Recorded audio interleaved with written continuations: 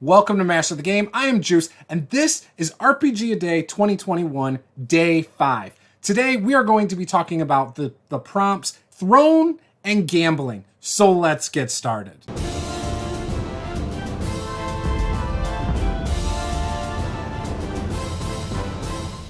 If this is your first time here, smash that subscribe button, give us a like, because we would love to have you around for all of our content. We provide a variety of things, whether it's reviewing games like the new Fallout RPG by Modiphius Entertainment, or Call of Cthulhu the Starter Set. By the way, both of those are coming very soon, so hit that subscribe button.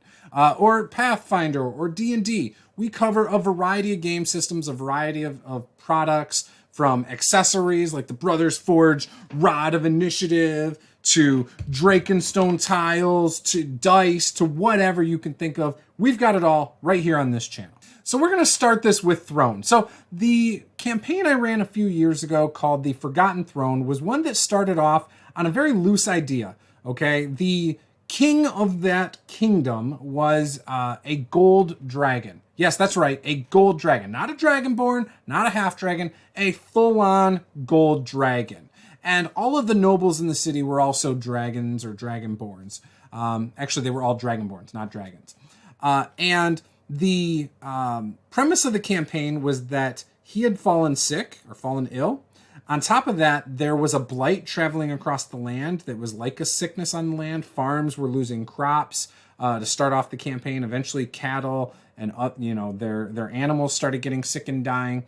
And the idea was that there was a order of druids that used to keep these lands very bountiful and plentiful for the lands. And they had decades prior disappeared.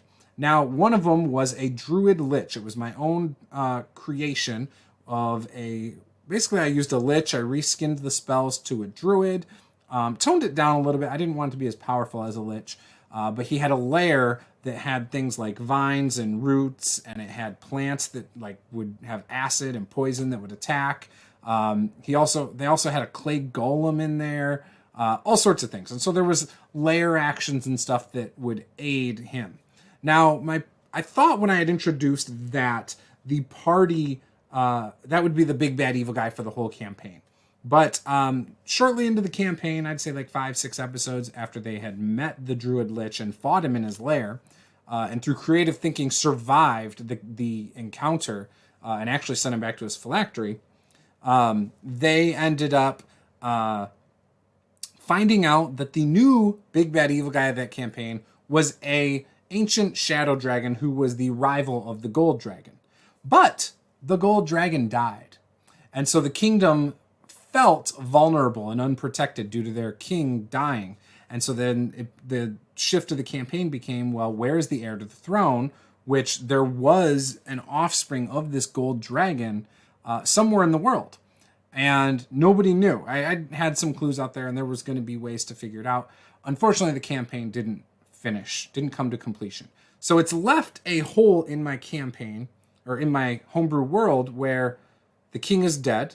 The shadow dragon has moved into the town and set up a camp in the swamplands, and he's got an orc army.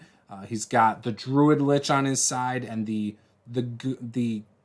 is it ghosts? I think they were ghosts that were all of the former druidic order. So basically, he's got generals in that. You know what I mean? He's got all these forces that he's amassing in the center of this kingdom. Now, the main castle is in the southeast portion of this kingdom, but that middle portion cuts them off from fresh water and all sorts of things. It's near a gnome kingdom with giant mushrooms where a bunch of gnomes live. It's near another settlement of mostly humans and elves. It cuts off the half-orc, human, elven, dwarven settlement on the outskirts where they trained most of the military for this kingdom. So there's a lot of things there. And again, for my world, it's been really awesome. Now, to segue into gambling, the player in my campaign who's playing the half-orc cleric fighter ended up transitioning to my new campaign called the Blackrock Adventures. Now, the Blackrock Adventures campaign, he's playing a warlock in this one, Undying Warlock. And it's been funny how gambling has come up in this campaign multiple times. They had a gold dagger that they had retrieved from a murder scene that he gambled away. Unfortunately, he lost. And then he's gambled a few other times and gotten in trouble, stayed up drinking and gambling and been hungover the next day where he suffered from exhaustion. The party just is about to finish the third level of a dungeon underneath the tavern, and they just came across a room that had gambling stuff all over a table. But his character is a risk taker, and I absolutely love it. He has no weapons. He relies on his Eldritch Blast and his spells quite a bit, actually. And Tom has been a fantastic player in my campaign. And at this moment in this campaign, we're diving into his patron. So his patron is a lich. There was a lich, druid lich in that game, a lich in this game. Anyways, his patron is a lich in this game. And he keeps seeing his patron throughout this dungeon and even before the dungeon in the tavern.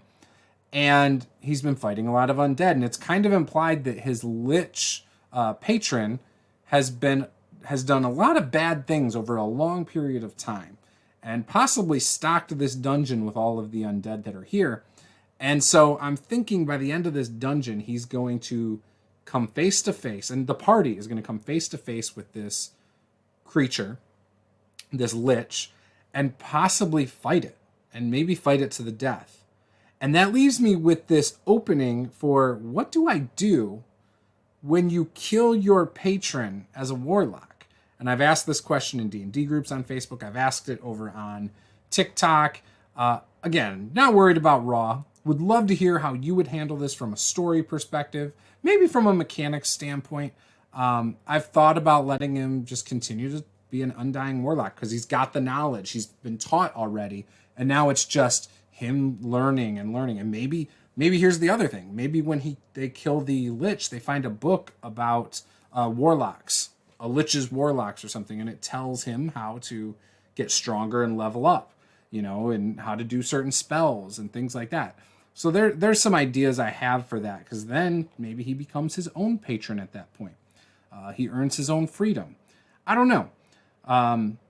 But I'm open to hearing what you guys think of that. So that's what I thought about talking today. I thought about talking about those two campaigns because both of those words, stem, in my mind, they inspired my player Tom and the characters he's played and the campaigns that we've played together that I've run.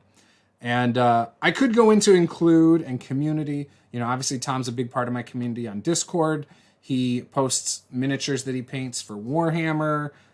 He's awesome. And again, can't say enough great things about him. I can say one negative thing. He's a Buckeye, and I'm a Michigan Wolverines fan. So that's one point of contention. But no, he's been wonderful. And I felt like talking about that. And I hope you guys found this a little bit interesting. So with that, I hope you guys will subscribe. Give us a like. We're going to be doing this all month long, 31 videos. Tomorrow, the prompts are flavor, chase, explore, and path. So I hope you guys will come back for that, and we will see you guys tomorrow. This was Master the Game. I am Juice. Game on.